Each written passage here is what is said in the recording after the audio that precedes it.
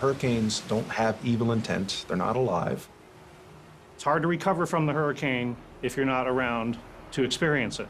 Each hurricane is unique and different. They are among nature's most destructive offerings, and hurricanes have been called everything from true demons to evil winds. Hello, I'm meteorologist and natural disaster preparedness expert Cheryl Nelson, and for the next 30 minutes, we're going to be talking hurricanes. Looking back at some real monsters, looking ahead to what we can expect this season, and most importantly, what you need to do right now to ensure your family's safety for this storm season. Ready? Let's get to it. This is Get Ready America, the 2015 National Hurricane Survival Test. Brought to you by the International Hurricane Research Center at Florida International University, the National Emergency Management Association, the Salvation Army, and with technical support from the National Hurricane Center and the Federal Emergency Management Agency. If you've never been through a hurricane, you probably don't have a real appreciation for what they can do. So this program is a good starting point. If you have experienced one, you know the awesome power and destruction they can bring. Hurricanes cannot be ignored.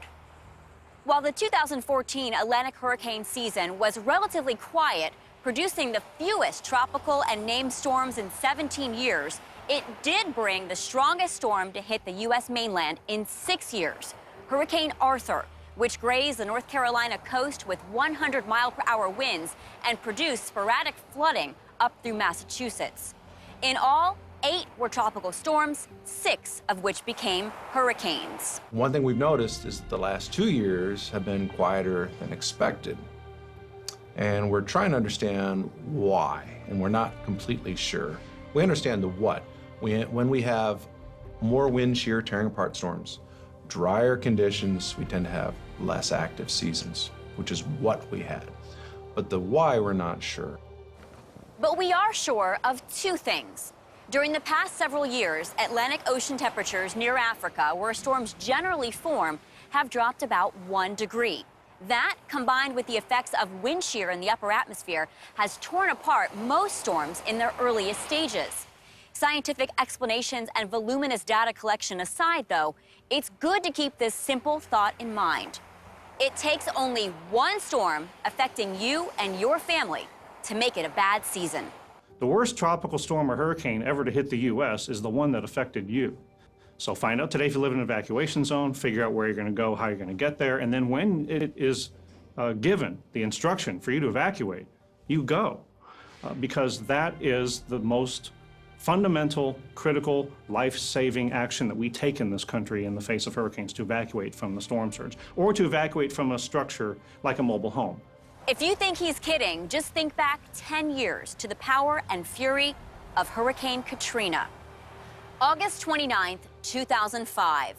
In the early morning hours, Katrina roared ashore on the Louisiana-Mississippi Gulf Coast and scouring everything in a path of destruction nearly 400 miles wide. Of course, as we know, while the storm was epic, its aftermath was catastrophic. Levee breaches and storm surge led to staggering flooding, forcing hundreds of thousands of people in 3 states to abandon their homes. But few were hit as hard as New Orleans, where 80% of the city was underwater. You know, one of the things that we don't give credit for in Katrina is how many people were able to evacuate. It was one of the largest evacuations, and they had percentages much higher than we would even see in Florida. But you also had extremely vulnerable populations that weren't evacuated, didn't have a way, and ended up in a worse situation. And I think that came back to something that we started to realize in Florida is the tendency was to plan for those people that could evacuate and not understand that, particularly when you have larger populations of people who don't have vehicles, have other challenges, may not have the resources to evacuate, they're less inclined to evacuate, they're the ones you got to put more emphasis on getting them the resources to evacuate. Hurricane Katrina killed nearly 2,000 people while pounding more than 90,000 square miles of the mainland. Louisiana alone lost coastline acreage equivalent to the entire state of Rhode Island. Conservative damage estimates exceeded $100 billion, moving Katrina to the top of the list of this nation's deadliest and costliest natural disasters. Hurricanes contain several destructive elements, but one is far more lethal than any other.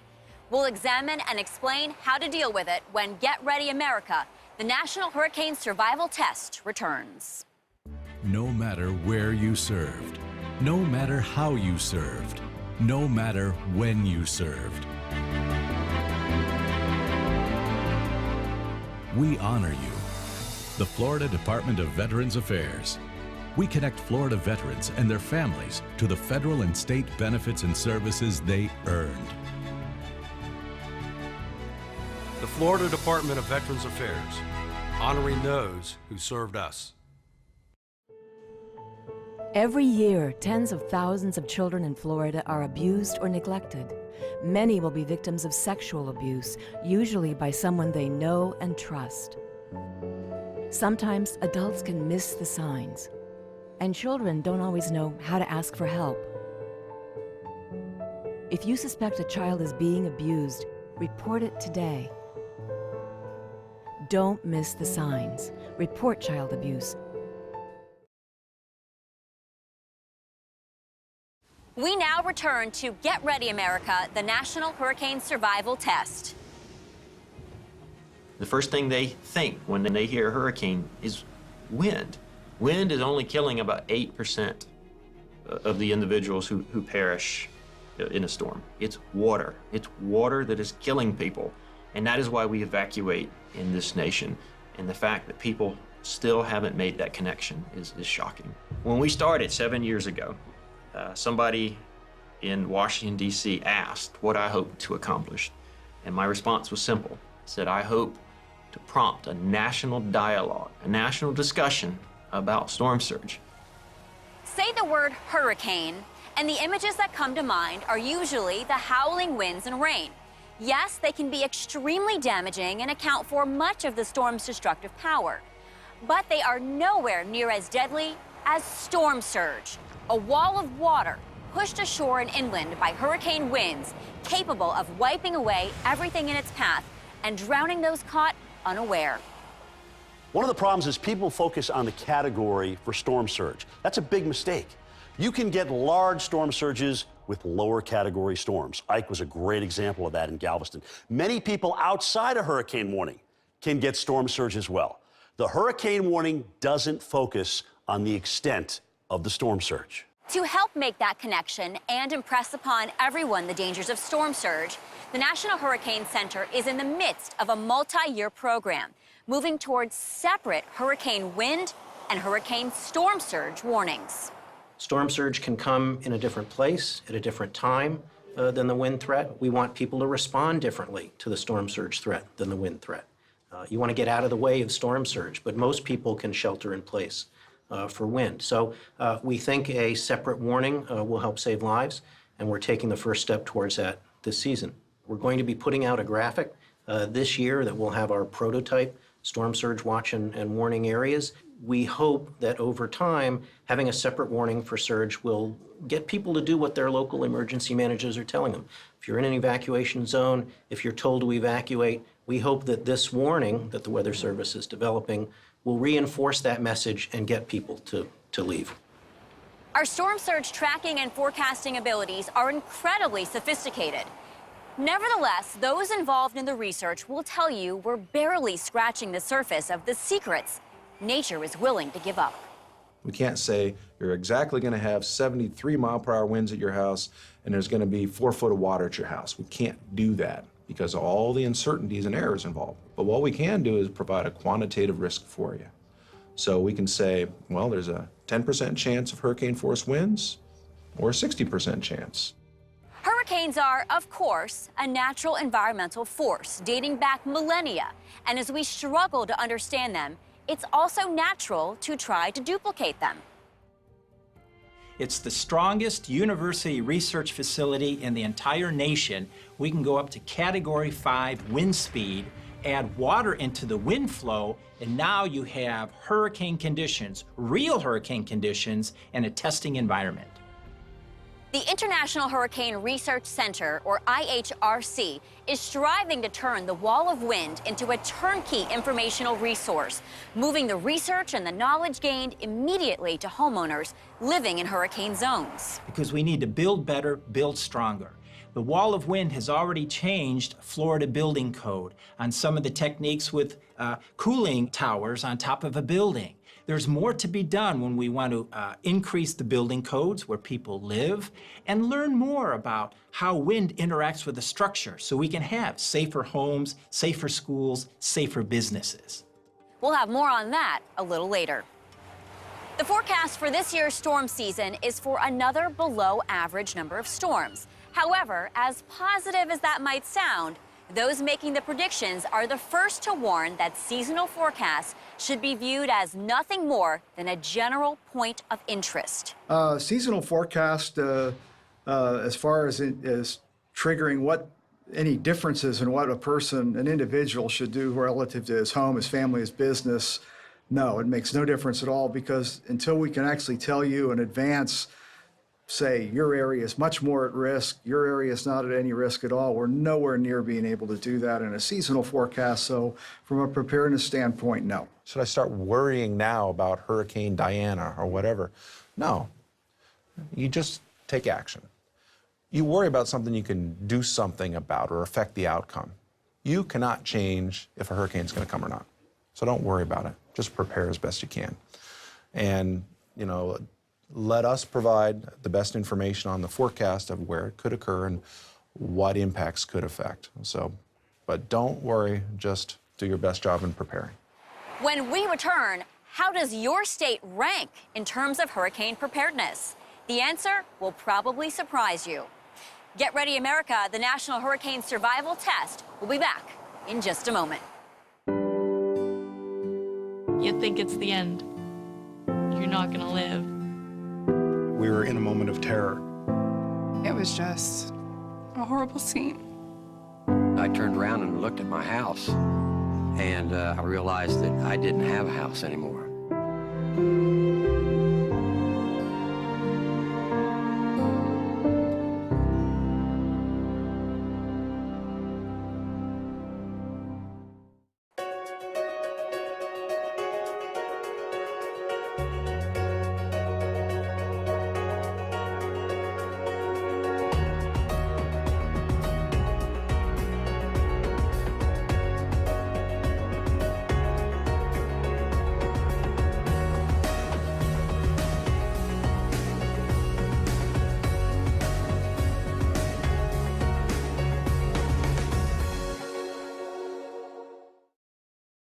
The International Hurricane Research Center at Florida International University is the largest and most powerful university research facility of its kind and is capable of simulating a Category 5 hurricane, the highest rating on the Saffir-Simpson hurricane wind scale.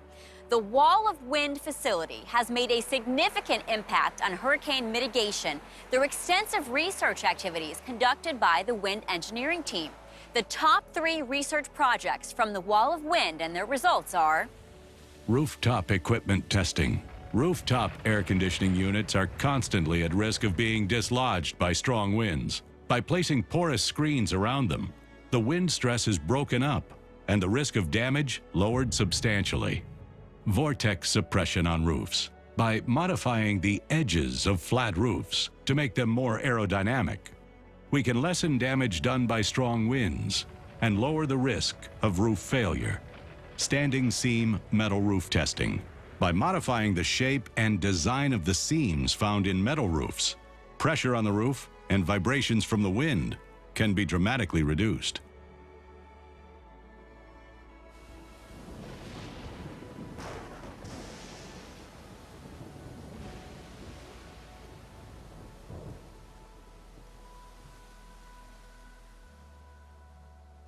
While science, research, and data analysis are huge elements in storm prediction, so too is human nature. With the growing number of media channels and news outlets, messages and warnings often go unheeded, lost in the chatter of everyday life, and the mistaken belief that since it hasn't happened in a long time, it's not going to happen now. And so the tendency is we become complacent We forget our past, think that because of that we're ready for the future, and we can be caught short, as Florida found out when Hurricane Andrew started. Since the devastating damage from Hurricane Andrew in 1992, and even more so following the catastrophic destruction from Katrina in 2005, attention has been increasingly focused on strengthening state building codes, most notably in coastal zones, and especially toward requiring construction capable of withstanding minimal hurricane winds. We have on our staff a colleague who used to be a builder, and he says you get what you inspect, not what you expect. And it's very true. And since most of us who buy a home aren't able to have X-ray vision and see what's in the walls or to see how the quality of construction is, we need to rely upon smart, well-educated, trained, and licensed professionals. Nowhere was that more evident than the aftermath of Hurricane Andrew in 1992, where the damage everywhere in the storm's path was almost beyond description. And when Andrew came through, it really exposed, literally and physically exposed, roofs that were supposed to be tied to the walls and were not. Nailing patterns that were supposed to take advantage of the structural integrity of the house, the strength that's built into the house, and people missed with the nail. Nobody was inspecting, nobody was enforcing. That changed after Andrew. For the past 3 years, the Institute has been assessing the progress made in strengthening residential building codes for those states most at risk from hurricanes. Each year, the Institute examines how well each state's building codes, from Texas to Maine, have improved toward withstanding a hurricane strike. Out of a possible best score of 100, this is the latest ranking.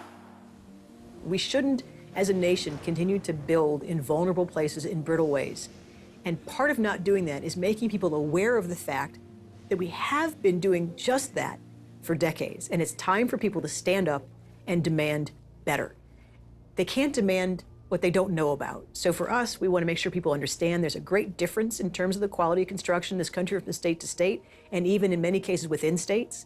And for people to be aware and start having conversations with builders, with local policymakers about the need to have a good, strong, well-enforced, legal, life safety minimum of construction for homes in this country.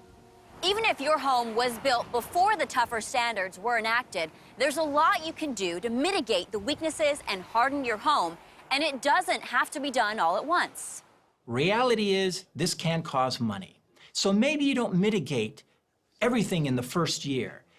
Have a 5-year mitigation plan, and every year do something a little bit more, and at the end of 5 years, now you'll have a mitigated home that will be safe to ride out the next storm. Are we building in places we shouldn't build? I think a better answer is, are we building to the future risk in places that vulnerabilities are changing or we didn't really understand in the first place? And too often times you go in and people say, yeah, I've lived here all my life. This has never happened till it's happened. So again, are we building to the future risk? Or are we only going to base it upon our past data? And my suggestion is a good way to figure this out is it insurable going forward? Because if it isn't insurable, we're transferring the risk back to the taxpayer. Still ahead, preparations you can and should do now, and how to best stay informed when a storm threatens. What was the strongest hurricane to ever strike land? The answer will shock you. No matter where you served, no matter how you served, no matter when you served. We honor you. The Florida Department of Veterans Affairs. We connect Florida veterans and their families to the federal and state benefits and services they earned. The Florida Department of Veterans Affairs, honoring those who served us. Every year, tens of thousands of children in Florida are abused or neglected. Many will be victims of sexual abuse, usually by someone they know and trust. Sometimes adults can miss the signs, and children don't always know how to ask for help. If you suspect a child is being abused, report it today. Don't miss the signs. Report child abuse. With 210-mile-per-hour winds at landfall, Hurricane Camille in 1969 is the strongest hurricane to strike land. For more facts like these and other helpful tips, please visit our website, hurricanesafety.org. So far, we've shown you the whys of hurricanes and what might be expected this storm season. Now it's time to consider what you can do right now to protect your family and yourself. Remember, there is nothing anyone or any governmental agency can do that's more important or easier than what you can do before the season begins. If you're prepared, no matter how severe the storm, you'll be ready to deal with the aftermath. You need to prepare enough so that you are in a place during the storm that is safe as it possibly can be. Life safety is the most critical thing to be thinking about in preparing for a hurricane. So you need to be thinking through, first and foremost, where are you going to be during the hurricane? And that's why that whole process starts with finding out today if you live in an evacuation zone. Because if you don't evacuate for storm surge, when you're told to do so, you are leaving yourself in a life-threatening situation. Generally speaking, you should prepare to be on your own and self-sufficient for at least 3 days. Here's a checklist of the basics you should have in your hurricane emergency kit. Water, enough for 1 gallon per person per day. Food, canned goods, and a can opener. Cash, if the power's out, the ATMs won't be working, and you'll need cash for hotels, food, and gas. Insurance papers. Keep them in a dry place, and it's a good idea to photograph or video your possessions ahead of time so there's no question if you have to file a claim. Maps. If you're in an evacuation zone, map out where you'll go in advance, and when the word comes, go. If there are shelters nearby, find the one nearest to you and waste no time getting there. If you have pets, find out in advance whether they're welcome. If I'm told to evacuate, because you try to figure all that out at the last minute, you're going to panic, it's not going to make sense to you, you're not going to be thinking straight, and it'll be a lot easier to figure all of these things out far in advance. Your life could depend on it, and how you recover from the storm could depend a lot on what supplies you had, what insurance you had. Fantasize your reality a little bit, and I think you'll see that preparing in advance is a really good course of action. It's a fact of life. Not everyone is capable of preparing in advance. The sick, disabled, or frail elderly, those most in need of help, should be and usually are the first priority when rescue and relief teams move into a storm-battered area. If you're prepared, you can be an enormous help in the storm's aftermath. It's almost uniform. The first help anybody got was their neighbor. And I think we put so much emphasis on the teams and the training and the first responders and getting resources in, we forget that it's actually your neighbor. But your neighbor's not going to be able to help you if they didn't get ready. And you're not going to be able to help if you didn't get ready. But it's a shared responsibility. As much as we would like to think on the federal side and state side, you know, and even at the local level, that government's got a key role to play, we will only be as successful as the rest of the team is, whether it's our private sector, our volunteer organizations, but most importantly, the public. Another good source for preparation is the internet. Yes, there's an app for that. Even a casual online search will produce dozens of free weather apps, and many of them are devoted almost entirely to hurricane tracking. There's no longer any reason for anyone to be uninformed about stormy weather lurking offshore. The 2015 hurricane storm season runs from June 1st through November 30th. With what we already know about tracking Atlantic storms, we'll have ample time to prepare for anything popping up. But your preparations should already be underway or complete. Thank you, and remember to prepare. Thank you for watching Get Ready America, the 2015 National Hurricane Survival Test. Brought to you by the International Hurricane Research Center at Florida International University, the National Emergency Management Association, the Salvation Army, and with technical support from the National Hurricane Center and the Federal Emergency Management Agency.